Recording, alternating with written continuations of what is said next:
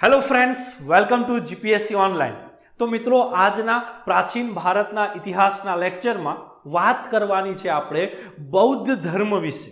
મિત્રો, ઈસવીસન પૂર્વે 600ની આસપાસ ભારતમાં બે નવા ધર્મનો ઉદય થાય છે અને આ બે નવા ધર્મ એ તમે જાણો છો એ જ બૌદ્ધ અને જૈન ધર્મ હોય છે। મિત્રો, અત્યાર સુધી આપણે વૈદિક સભ્યતાનો અભ્યાસ કરી ગયા છે। આપણે જોઈ ગયા હતા કે ઈસવીસન પૂર્વે 1500થી શરૂ કરી ઈસવીસન પૂર્વે 600 સુધીના સમયગાળામાં ભારતમાં વૈદિક સભ્યતાનો સમયગાળો હોય છે કે જેના અંદર બે ભાગ પડતા હોય। એક હોય ઋગ્વૈદિક સમયગાળો જે 1500થી 1000 સુધીનો અને બીજો હોય ઉત્તર વૈદિક સમયગાળો જે ઈસવીસન પૂર્વે 1000થી 600 સુધીનો હોય છે। તો આ ઈસવીસન પૂર્વે 1500થી 600 વચ્ચેનો જે સમયગાળો છે એનો આપણે અભ્યાસ કરી ગયા છે। ઋગ્વૈદિક અને ઉત્તર વૈદિક બંને ભાગની સામાજિક, રાજકીય, આર્થિક, ધાર્મિક પરિસ્થિતિઓને આપણે સમજી ગયા। તો સાથે સાથે આ સમયગાળામાં રચાયેલા વૈદિક સાહિત્યનો અભ્યાસ કરી ગયા, જેમાં આપણે વેદો વિશે વાત કરી। આ સિવાય વેદોને સમજાવવા માટે બનાવાયેલા બ્રાહ્મણ ગ્રંથો, આરણ્યકો અને ઉપનિષદોનો અભ્યાસ કરી ગયા। એનાથી એક સ્ટેપ આગળ આપણે વૈદિકોત્તર સાહિત્યનો પણ અભ્યાસ કરી ગયા છીએ કે જેમાં વૈદિક સમયગાળા પછી રચાયેલા એટલે કે વેદાંગ છે, પુરાણ છે, સ્મૃતિ ગ્રંથ છે, મહાકાવ્યો છે, આ બધી બાબતોનો આપણે અભ્યાસ કરી ગયા।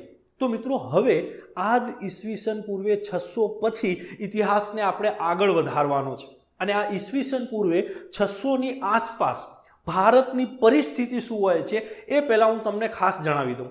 આજ ઈસવીસન પૂર્વે 600માં ભારતમાં 16 મહાજનપદ હોય છે। મિત્રો, હવે આપણને તરત પ્રશ્ન થાય કે સાહેબ આ મહાજનપદ એટલે શું? તો હું તમને વૈદિક સભ્યતામાં કહી ગયો હતો કે ભાઈ એક રાજકીય એકમ હોય, કુલ હોય, ગ્રામ હોય, 20 હોય, 20થી મોટું જન હોય, જનથી મોટું જનપદ હોય અને આવા જનપદો જ્યારે ભેગા થાય ત્યારે એક મોટો રાજકીય એકમ બને જેને મહાજનપદ કહેવાય। અને ભારતમાં આજ ઈસવીસન પૂર્વે 600ની આસપાસ 16 જેટલા મહાજનપદ હતા, જેમાં ઘણા બધા અલગ અલગ મહાજનપદ જેમ કે શ્રાવસ્તી, કોસલ, અંગ, મગધ આવા ઘણા બધા મહાજનપદો હતા, જેમાંથી એક મહાજનપદ એટલે કે મગધ જે બિહારની આસપાસનો વિસ્તાર છે, આ મગધ છે એ પોતાનો વિસ્તાર ધીમે ધીમે વધારવા લાગે છે અને એક સામ્રાજ્ય તરીકે અસ્તિત્વમાં આવે છે અને આ 16 મહાજનપદના વિસ્તારને પોતાનામાં ક્યાંક ને ક્યાંક સમાવી લે છે ધીમે ધીમે અને મગધ છે એ આખા ભારતમાં સામ્રાજ્ય તરીકે આગળ આવે। તો એક બાજુ આ રાજકીય પરિસ્થિતિઓ ચાલુ છે ઈસવીસન પૂર્વે 600ની આસપાસ કે ધીમે ધીમે મહાજનપદો એ ભેગા થઈને એક સામ્રાજ્ય તરીકે અસ્તિત્વમાં આવી રહ્યા છે।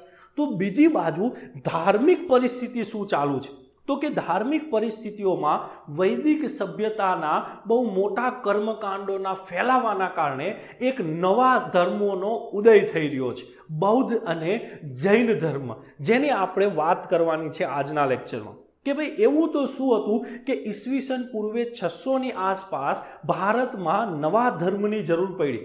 મગધની વાત આપણે બૌદ્ધ જૈન બંને ધર્મ જ્યારે ભણી લઈશું એ પછી મગધની વાત કરીશું, મગધ સામ્રાજ્યની વાત કરીશું, મૌર્ય સામ્રાજ્યની વાત કરીશું, પણ એને અત્યારે થોડુંક સાઈડમાં મૂકીએ। અત્યારે આજના લેક્ચરમાં શરૂઆત કરીએ કે ઈસવીસન પૂર્વે 600ની આસપાસ ભારતમાં બે નવા ધર્મની જરૂર શું કામ પડી અને આ બંને ધર્મનો અભ્યાસ કરીએ એક પછી એક। તો સ્ટાર્ટિંગ કરીએ કે ઉદયના કારણો શું છે, શું કામ આ ધર્મનો ઉદય થયો? પહેલું જ કારણ છે કે બ્રાહ્મણોના પ્રભુત્વ સામે ક્ષત્રિયોની પ્રતિક્રિયા। આપણને ખ્યાલ છે કે વૈદિક સભ્યતા, ઉત્તર વૈદિકનો ટાઈમ આવતા આવતા વર્ણ વ્યવસ્થા બહુ જડ કરી ગઈ હતી, જન્મ આધારિત વર્ણ વ્યવસ્થા બની ગઈ હતી કે જેમાં 4 વર્ણ હતા, બ્રાહ્મણ, ક્ષત્રિય, વૈશ્ય અને શૂદ્ર।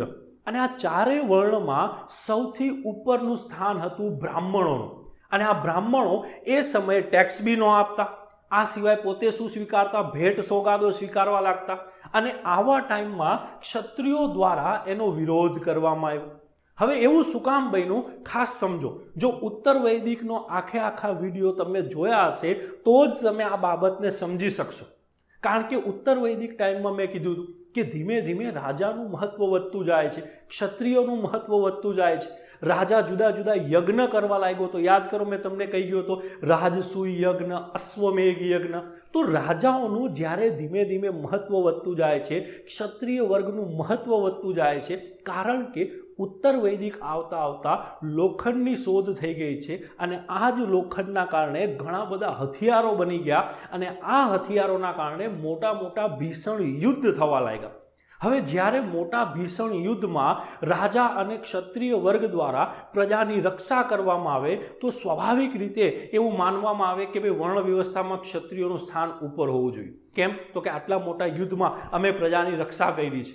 આમ છતાં ચારે ચાર વર્ણમાં પહેલું સ્થાન કોનું હતું? બ્રાહ્મણોનું. અને આ બ્રાહ્મણો ટેક્સ ન આપતા એ સમયે અને બલિ સ્વીકારતા, ભેટ સોગાદો સ્વીકારતા, જેના કારણે ક્ષત્રિયો દ્વારા બ્રાહ્મણોની આ વ્યવસ્થાનો વિરોધ કરવામાં આવ્યો. એની સામે એક પ્રતિક્રિયા શરૂ કરવામાં આવી કે ભાઈ વર્ણ વ્યવસ્થામાં ક્ષત્રિયોનું સ્થાન કેવું હોવું જોઈએ? ઉપર હોવું જોઈએ, ટોચનું હોવું જોઈએ. તો આ વર્ણ વ્યવસ્થા જે હતી એમાં ક્યાંક ને ક્યાંક લોકોને ખામી નજર આવી, જેના કારણે હવે એક નવા ધર્મની, એક નવી વ્યવસ્થાની જરૂર સર્જાણી. તો પહેલો મુદ્દો આપણને સમજાઈ જાય કે ભાઈ બ્રાહ્મણોનું પ્રભુત્વ હતું, પરંતુ ક્ષત્રિયો દ્વારા એની સામે પ્રતિક્રિયા કરવામાં આવી. શું કામ કરવામાં આવી એ બી સમજાઈ જાય કે આ લોકો એ સમયે બહુ મોટા યુદ્ધ કરતા અને યુદ્ધમાં એમનું વર્ચસ્વ હતું અને આ યુદ્ધના પરિણામ સ્વરૂપ પોતે વર્ણ વ્યવસ્થામાં પહેલું સ્થાન ઈચ્છે છે. એનાથી આગળ જઈએ, બીજી વાત કરીએ કે ભાઈ બીજું કારણ શું છે? તો કે નવીન ખેતી પદ્ધતિની શરૂઆત થઈ. હવે આ શું છે? અગેઇન ઉત્તર વૈદિક સમજવું ખાસ જરૂરી છે. ત્યારે હું તમને કહી ગયો તો ઉત્તર વૈદિક ટાઈમમાં કે હવે લોકો મોટા મોટા લોખંડના હળ વાપરવા લાગ્યા છે ખેતી માટે. પહેલાં ઉત્તર વૈદિક ટાઈમ પહેલાં જ્યારે લોખંડની શોધ નહોતી થઈ ત્યારે આવા મોટા હળ વપરાતા નહીં. હા, 100% આપણને ખ્યાલ હોય કે હડપ્પા સભ્યતામાં સાહેબ હળ વાપરતા, એ તો બહુ પહેલાંથી હળ દ્વારા ખેતીની શરૂઆત થઈ ગઈ છે. પરંતુ લોખંડના મજબૂત મોટા હળ ઉત્તર વૈદિક આવતા આવતા વાપરવાના શરૂ થયા. હવે આવા હળ સીધા મનુષ્ય પોતાની રીતે નહીં ખેંચી શકે. આવા હળને ખેંચવા માટે બળદની જરૂર પડશે. પરંતુ ઉત્તર વૈદિક આવતા આવતા કર્મકાંડ વધી ગયા હતા, બલિ પ્રથા વધી ગઈ હતી કે જેમાં બળદોની બલિ ચડાવવામાં આવતી. પણ હવે ખેડૂત છે આ બળદની બલિ ચડાવતા અચકાશે. કેમ? તો કે બળદ હવે એને જરૂરી લાગે છે. હવે હળ ખેંચવા માટે બળદની જરૂર છે. પહેલાંનો સમયગાળો હતો જ્યારે લોખંડના હળ નહોતા, બળદ કોઈ કામનો જ નહોતો. બળદને શું કરતા? બલિમાં ચડાવી દેતા, એનો વધ કરી નાખતા. પરંતુ ઉત્તર વૈદિક પછી લોખંડના હળના કારણે આ જ બળદની બલિ જે ચડાવવામાં આવતી એ લોકોને શું થવા લાગી? પરેશાન કરવા લાગી અને કર્મકાંડોનો વિરોધ કરાયો. અને જેના કારણે એક નવી વ્યવસ્થાની, એક નવી ધાર્મિક પરિસ્થિતિની જરૂર સર્જાય છે. અને જે આ જરૂરિયાત આ બૌદ્ધ અને જૈન ધર્મ પૂરી કરશે. કારણ કે આ બંને ધર્મમાં અહિંસાની વાત કરાઈ કે ભાઈ બલિ જ નહીં ચડાવવાની, કોઈ પણ પશુનું વધ નહીં કરવાનું. તો સ્વાભાવિક રીતે આ બીજું કારણ છે, એ પણ બૌદ્ધ અને જૈન ધર્મ તરફ પ્રેરણા આપે છે. એનાથી આગળ જઈએ, ત્રીજું કારણ શું છે? કે આહત મુદ્રાના કારણે વેપારમાં વૃદ્ધિ થઈ. હવે તરત આપણને પ્રશ્ન થાય, પહેલો પ્રશ્ન કે સાહેબ વેપારમાં વૃદ્ધિ થઈ એટલે બૌદ્ધ ધર્મ કઈ રીતે આવ્યો? સમજાય નહીં. બીજું કે આહત મુદ્રા શું છે? સમજાય નહીં. બંને વસ્તુ સમજાવી દો. આહત મુદ્રા એટલે ઈસવીસન પૂર્વે 600ની આસપાસ વ્યક્તિઓ વેપાર માટે, વસ્તુની લેવેચ માટે મુદ્રા શરૂ કરે છે. સૌથી પહેલાં માનવજાત ભારતમાં જે મુદ્રા શરૂ કરે છે એ આહત મુદ્રા તરીકે આપણે ઓળખાવી શકીએ. ચાંદી અને તાંબાના સિક્કા જ હોય જેમાં વચ્ચે કાણું હોય, આ ટાઈપના સિક્કા જોવા મળે, આહત મુદ્રા. હવે આહત મુદ્રા જેવી આવી તરત જ વેપારમાં મોટા પાયે વૃદ્ધિ થઈ ગઈ અને વૈશ્યો પાસે બહુ પુષ્કળ પ્રમાણમાં ધન ભેગું થવા લાગ્યું. કારણ કે વૈશ્યો હતા એ સમયે વેપારમાં ઇન્વોલ્વ હતા. વેપાર ખાલી વૈશ્યો દ્વારા કરવામાં આવતો અને આ કારણસર વૈશ્યો દ્વારા પણ વર્ણ વ્યવસ્થાનો વિરોધ કરાયો કે ભાઈ આટલો પૈસો અમારી પાસે છે, આટલું ધન અમારી પાસે છે, છતાં વર્ણ વ્યવસ્થામાં અમારું સ્થાન કયું? તો કે ત્રીજું. બ્રાહ્મણ ક્ષત્રિય પછી ત્રીજું સ્થાન છે. અને આવી સંજોગોમાં વૈશ્યો દ્વારા પણ જ્યારે વર્ણ વ્યવસ્થાનો વિરોધ કરાયો તો હવે કંઈક નવા ધર્મની જરૂર પડશે કે જેમાં વર્ણ વ્યવસ્થા જ ના હોય. તો સ્વાભાવિક રીતે જ્યારે આહત મુદ્રાના કારણે વેપારમાં વૃદ્ધિ થઈ, વૈશ્યો દ્વારા વર્ણ વ્યવસ્થાનો વિરોધ કરાયો અને એક નવા ધર્મનું સર્જન થવા જઈ રહ્યું છે. એનાથી આગળ ચોથું કારણ શું છે કે બૌદ્ધ અને જૈન ધર્મના સરળ અને શાંતિ કેન્દ્રિત વિચારોનું આકર્ષણ લાગ્યું લોકોને.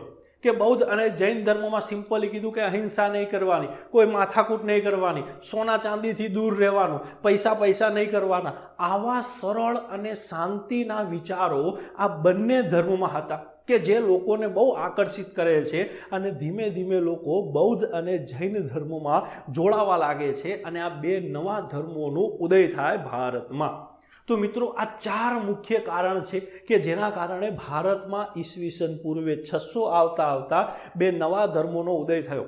મેન્સમાં પ્રશ્ન આવી શકે, 100% ડીવાયએસઓ પીઆઈ જેવી એક્ઝામમાં આ પ્રશ્ન પૂછી નાખે કે ઈસવીસન પૂર્વે 600 આવતા ભારતમાં થયેલા ધાર્મિક ફેરફારોની ચર્ચા કરો, તો તમારે આ જ લખવાનું છે કે ઈસવીસન પૂર્વે 600માં આવા કારણોના લીધે ભારતમાં બૌદ્ધ અને જૈન ધર્મનો ઉદય થયો છે. ઓકે, એનાથી આગળ જઈએ. હવે આ બે ધર્મોનો ઉદય થયો શું કામ થયો એ સમજી ગયા. બંને ધર્મોને હવે થોડુંક સમજી લઈએ. એકદમ ડિટેલમાં જવાનું છે. પહેલી વાત કરવાની છે બૌદ્ધ ધર્મ વિશેની. તો હવે બૌદ્ધ ધર્મમાં ભણવાનું શું આવે આપણે? તો પહેલાં તો એના સ્થાપક કોણ છે આપણને ખ્યાલ છે, ગૌતમ બુદ્ધ તરીકે આપણે એને ઓળખીએ.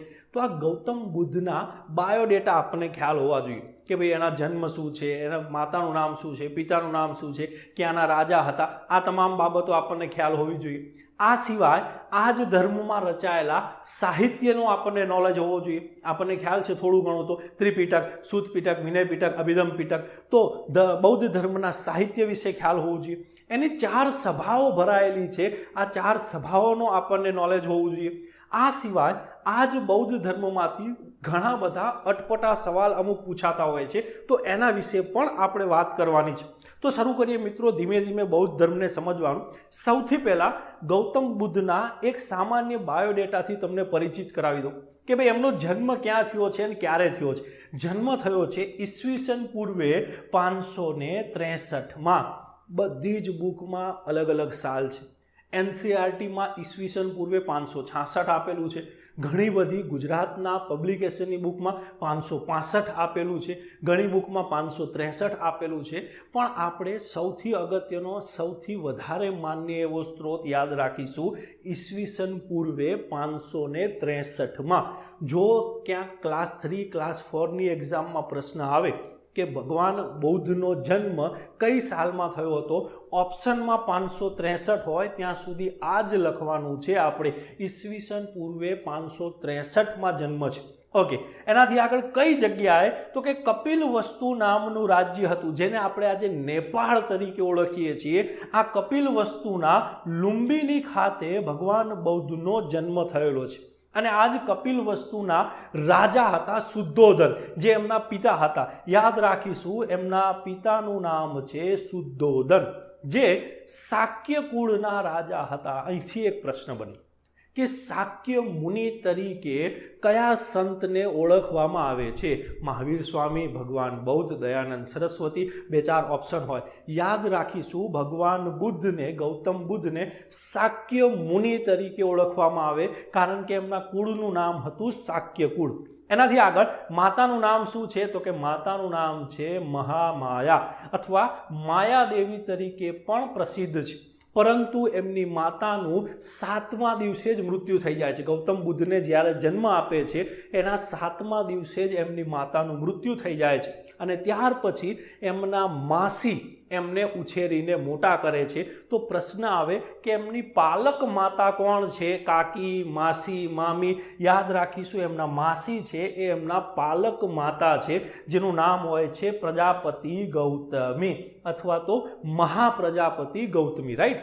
ઓકે, એનાથી આગળ જઈએ. એમને 16 વર્ષની ઉંમરે જ એમના લગ્ન થઈ જાય છે. એમની પત્નીનું નામ હોય છે યશોધરા. આ પણ આપણે યાદ રાખવાનું છે. એમના ઘણા બીજા બધા નામ છે, બિંબા છે, ગોપા છે. આવા જુદા જુદા એમના નામ તમને પુસ્તકોમાં વાંચવા મળશે, પણ અગત્યનું નથી. અગત્યનું યાદ રાખીશું, 16 વર્ષની ઉંમરે એમના લગ્ન થાય છે યશોધરા સાથે. એમનો એક પુત્ર પણ હોય છે. પુત્રનું નામ હોય છે રાહુલ યશ.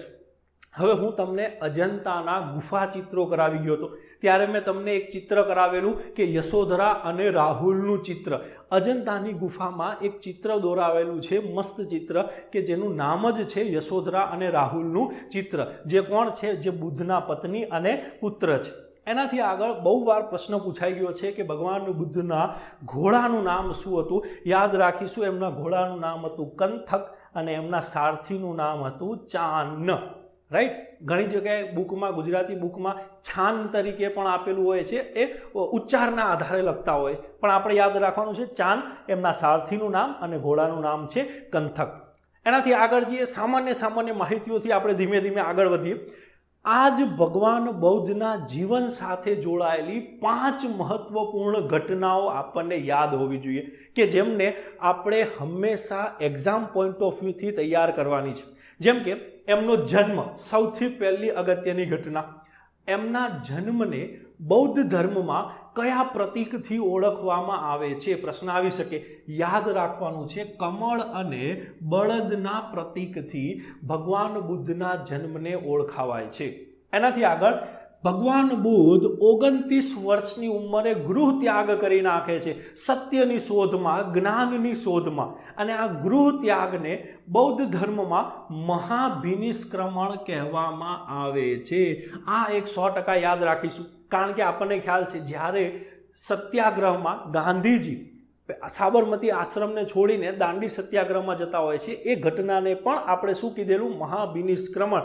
યાદ કરો આધુનિક ભારતનો ઇતિહાસ, કે જ્યારે ગાંધીજી પોતાનું ઘર સાબરમતી આશ્રમ છોડી દે છે દાંડી સત્યાગ્રહ વખતે, તો એને મહાભિનિષ્ક્રમણ કીધેલું, જે ક્યાંથી સંદર્ભ લેવાયેલો છે? આ ઘટનામાંથી. ભગવાન બૌદ્ધ 29 વર્ષની ઉંમરે જ્યારે કોઈ સત્યની શોધમાં પોતાનું ઘર, રાજપાટ બધું છોડી દે છે, આ ઘટનાને મહાભિનિષ્ક્રમણ કહેવાય. પ્રશ્ન શું પૂછાઈ શકે કે આ ઘટનાને કયા પ્રતીક વડે દર્શાવવામાં આવે બૌદ્ધ ધર્મમાં? યાદ રાખીશું, ઘોડા વડે દર્શાવાય છે, કારણ કે ભગવાન બુદ્ધ પોતાના ઘોડા કંથક અને સારથી ચાન સાથે ગૃહ ત્યાગ કરે છે. આ બંનેને લઈ જાય છે રાજમહેલની બહાર પોતાની સાથે, એટલે આને ઘોડા વડે દર્શાવાય છે. એનાથી આગળ ભગવાન બુદ્ધને 35 વર્ષે જ્ઞાન પ્રાપ્તિ થાય છે. કઈ જગ્યાએ? બિહારમાં બોધિ ગયા ખાતે જ્ઞાન પ્રાપ્તિ થાય છે, અને આ ઘટનાને નિર્વાણ કહેવામાં આવે છે. અહીંયા સ્ટુડન્ટ ખૂબ જ કન્ફ્યુઝ થાય કે સાહેબ નિર્વાણ એટલે મૃત્યુ નહીં. ના, નિર્વાણ એટલે મોક્ષ પ્રાપ્ત કરવું. ભગવાન બુદ્ધ જ્યારે બોધિ વૃક્ષની નીચે બોધિ ગયામાં જ્ઞાન પ્રાપ્તિ કરે છે, ત્યારે એને નિર્વાણ કહેવામાં આવે છે. તો યાદ રાખવાનું છે કે જ્ઞાન પ્રાપ્તિને કયા પ્રતીક વડે દર્શાવવામાં આવે છે? બોધિ વૃક્ષ વડે દર્શાવાય છે. એનાથી આગળ જઈએ, ચોથી ઘટના, કે જ્યારે ભગવાન બુદ્ધ પહેલી વાર ઉપદેશ આપે છે. કઈ જગ્યાએ ઉપદેશ આપે છે? યાદ રાખવાનું છે, સારનાથ ખાતે ઉપદેશ આપે છે. અને આ ઘટનાને બૌદ્ધ ધર્મમાં ચક્ર વડે દર્શાવાય છે, અને એને કહેવાય છે શું? તો કે ધર્મચક્ર પ્રવર્તન તરીકે ઓળખાય છે. તો આ ચોથી અગત્યની ઘટના. અને છેલ્લી 5મી ઘટના એટલે કે ભગવાન બુદ્ધનું મૃત્યુ. 80 વર્ષે ભગવાન બુદ્ધનું મૃત્યુ થાય છે, અને આ ઘટનાને પદચિહ્ન અને સ્તૂપ આ બંને વડે દર્શાવવામાં આવે છે, કારણ કે ભગવાન બુદ્ધનું જ્યારે મૃત્યુ થયું ત્યારે એમના શરીરના અવશેષોના 8 ભાગ કરીને 8 સ્તૂપ બનાવવામાં આવેલા હતા, અને એ કારણસર ભગવાન બુદ્ધના મૃત્યુને સ્તૂપ અને પદચિહ્ન વડે દર્શાવાય છે, અને આ ઘટનાને કહેવાય છે મહાપરિનિર્વાણ. ઓકે, હવે અહીંથી પ્રશ્નો કેટલા બને? તો પહેલાં તો 4 પ્રશ્ન બનશે કે ભાઈ મહાભિનિષ્ક્રમણ એટલે શું, નિર્વાણ એટલે શું, ધર્મચક્ર પરિવર્તન એટલે શું, અને મહાપરિનિર્વાણ એટલે શું. 4 પ્રશ્ન આ બને. આ સિવાય 5 પ્રતીકોના પ્રશ્ન બને કે ભાઈ કમળ અને બળદ વડે શું દર્શાવાય, ઘોડા વડે શું દર્શાવાય, બોધિ વૃક્ષ વડે, ચક્ર વડે, અને સ્તૂપ અને પદચિહ્ન વડે કઈ ઘટના દર્શાવાય છે. 5 પ્રશ્ન આ બને. એનાથી આગળ 3 પ્રશ્ન બનશે કે ભાઈ વૈશાખી પૂર્ણિમાએ કઈ ઘટના ઘટેલી છે. યાદ રાખવાનું છે, ભગવાન બુદ્ધનો જન્મ વૈશાખી પૂર્ણિમાના દિવસે થયો, જેને આપણે બૌદ્ધ પૂર્ણિમા તરીકે બી ઓળખાવીએ. આ સિવાય એમનું મૃત્યુ પણ વૈશાખી પૂર્ણિમાના દિવસે થયું છે અને ત્રીજી ઘટના એટલે કે જ્ઞાન પ્રાપ્તિ પણ વૈશાખી પૂર્ણિમાના દિવસે થયેલી છે. તો પ્રશ્ન શું આવે? ચારેક ઓપ્શન મૂકી દઈએ કે નીચેનામાંથી કઈ ઘટના વૈશાખી પૂર્ણિમાના દિવસે થઈ? જન્મ, ગૃહ ત્યાગ, ઉપદેશ, આવા ઓપ્શન હોય તો યાદ રાખીશું જન્મ, જ્ઞાન પ્રાપ્તિ અને મૃત્યુ આ ત્રણ ઘટના ભગવાન બુદ્ધના જીવનની વૈશાખી પૂર્ણિમાના દિવસે થઈ. એનાથી આગળ જઈએ. આજ ભગવાન બુદ્ધ સાથે જોડાયેલા 8 સ્થાનો તમને ખ્યાલ હોવા જોઈએ. ક્લાસ 3 માટે ખાસ અગત્યના કે અષ્ટ મહાસ્થાન કયા છે ભગવાન બૌદ્ધ સાથે જોડાયેલા 8 મહાસ્થાન. તો પહેલું તો આપણને ખબર છે લુંબિની, જ્યાં શું થયું છે? ભગવાન બુદ્ધનો જન્મ. બીજું છે બોધિ ગયા, જ્યાં જ્ઞાન પ્રાપ્તિ થઈ છે. ત્રીજું છે સારનાથ, જ્યાં પહેલો ઉપદેશ આપેલો ભગવાન બુદ્ધે. જો પ્રશ્ન પૂછે કે કોને ઉપદેશ આપેલો, એક સ્ત્રીને, કોઈ વૃદ્ધ વ્યક્તિને, 5 સાધુઓને, બાળકને, તો યાદ રાખીશું 5 સાધુઓને સૌ પહેલા ઉપદેશ આપે છે.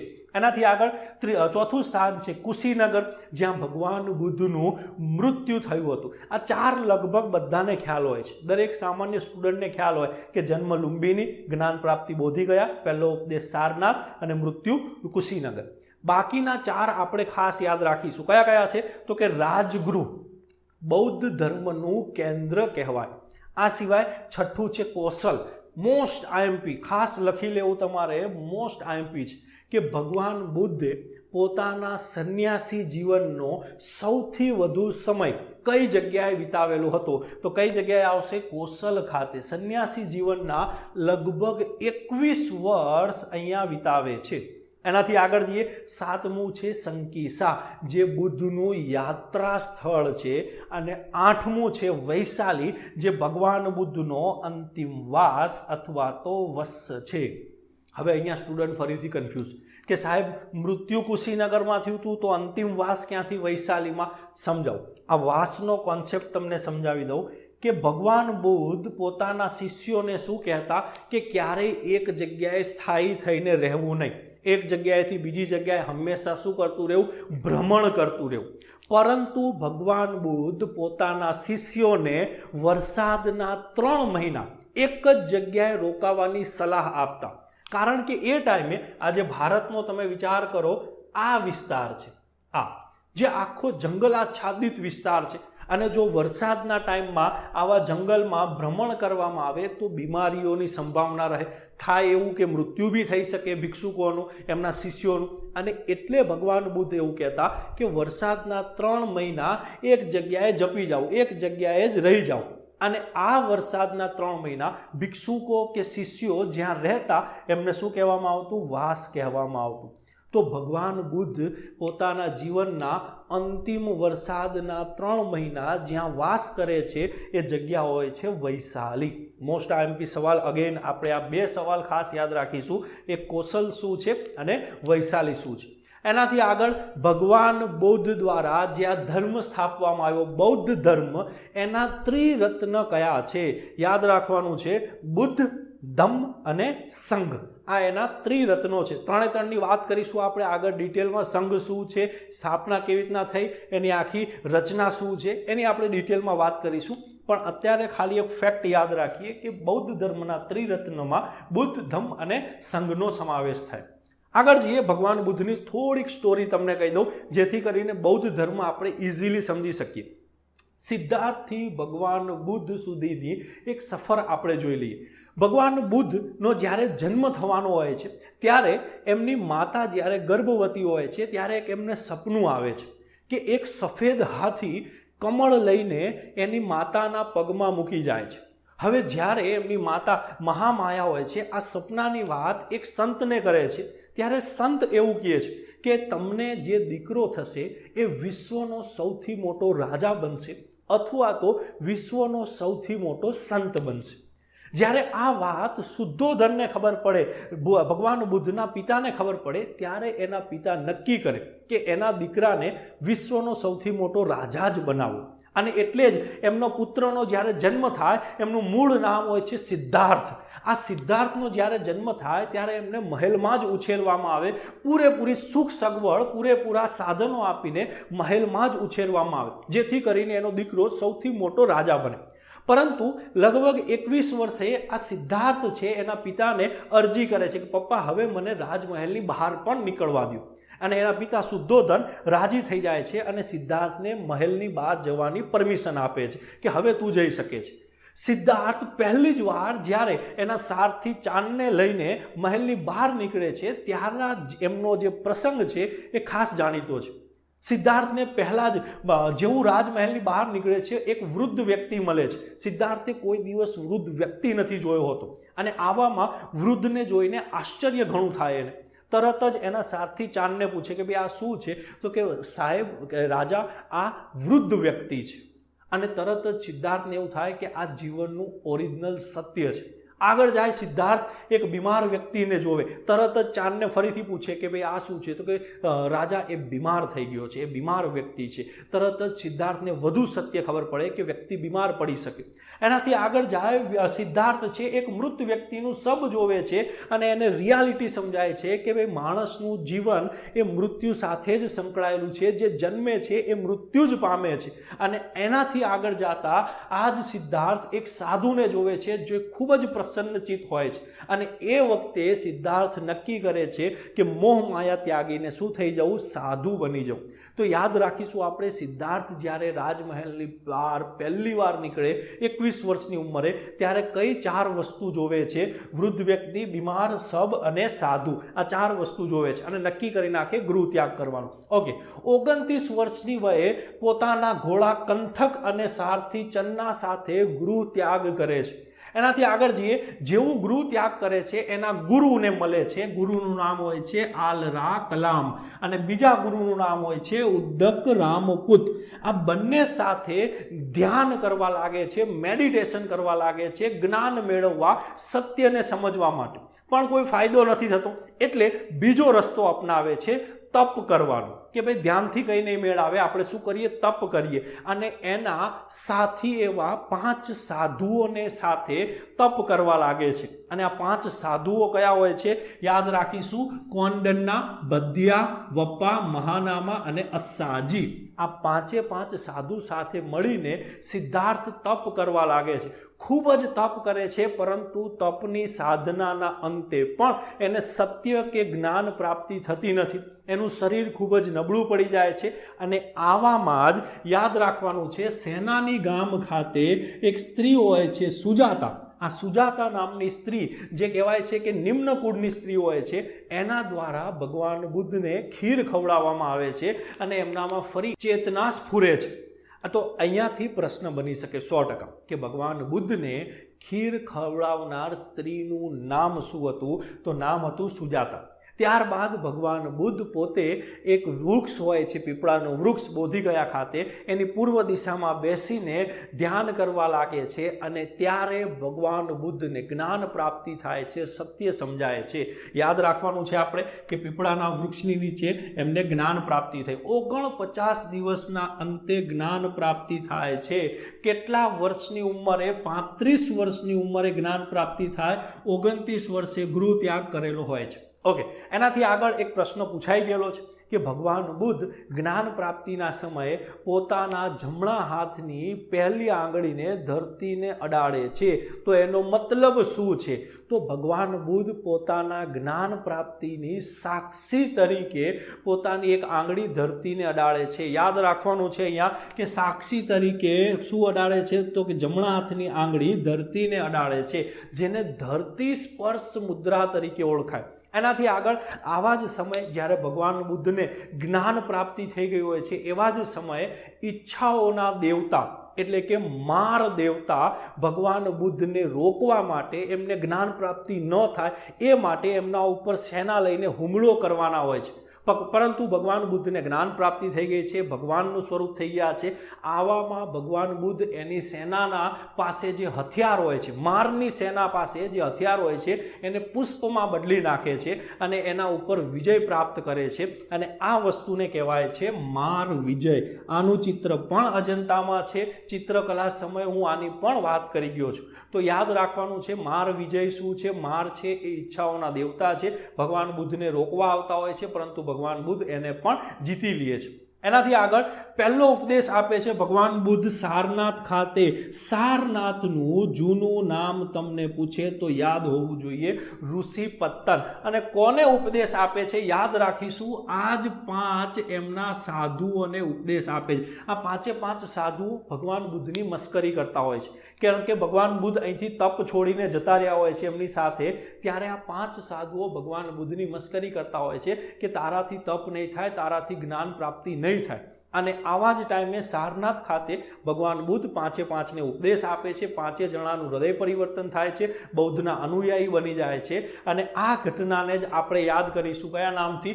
ધર્મચક્ર પ્રવર્તન તરીકે, રાઈટ? ઓકે, એનાથી આગળ જઈએ કે ભગવાન બુદ્ધ પોતાના જીવનમાં એક સંઘની સ્થાપના કરે છે.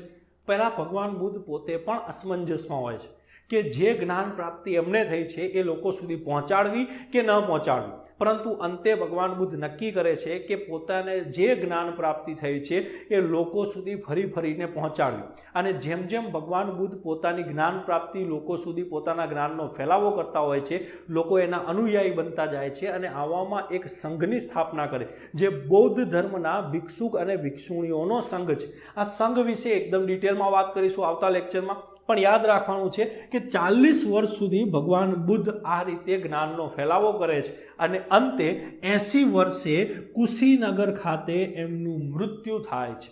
તો આ ભગવાન બુદ્ધની એક લાઈફ સ્ટોરી છે.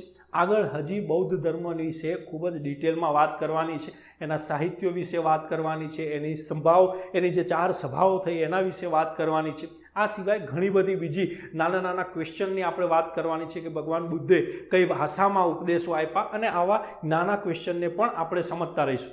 તો મિત્રો, આશા રાખું છું બૌદ્ધ ધર્મનો આ પહેલો લેક્ચર તમને પસંદ આવશે, તમને એમાંથી સારી માહિતી મળશે, તમારા અભ્યાસમાં ઉપયોગી થશે. અને જો આ એપ્લિકેશનના વિડીયો તમને મદદરૂપ થતા હોય તો આ એપ્લિકેશનની વાત તમારા મિત્રો સુધી પહોંચાડો. આ જ રીતે સપોર્ટ કરતા રહો. Thank you. All the best.